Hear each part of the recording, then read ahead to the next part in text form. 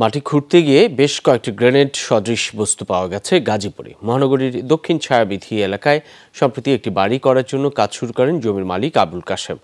সকালে কয়েকজন শ্রমিক মাটি খুঁড়তে গিয়ে একটি মাটির কলসি পান। কোদালের আঘাতে কলসি ফেটে গেলে ভেতরে থাকা গ্রেনেড সদৃশ বস্তু বের হয়ে আসে। পরে সদর থানা পুলিশ ঘটনাস্থলে যায়, জায়গাটি ঘিরে রাখা হয়েছে। ঢাকা থেকে বোম ডিসপোজাল ইউনিট ঘটনাস্থলে গিয়ে কাজ শুরু করেছে।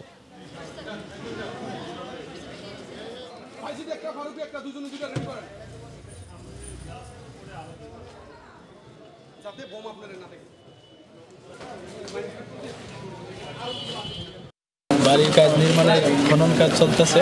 তো এখানে আমরা সকালে বিস্ফোরকমূলক কোনো কিছু দেখতে পাই, তখন আমরা 999 ফোন দিই। আমি নিজে সচক্ষে দেখেছি যে ওই প্রায় 3-4 ফুট নিচে একটা কলস একটু ভাঙ্গা, এটার ভিতরে হাত বোমার মতো গ্রেনেড সদৃশ্য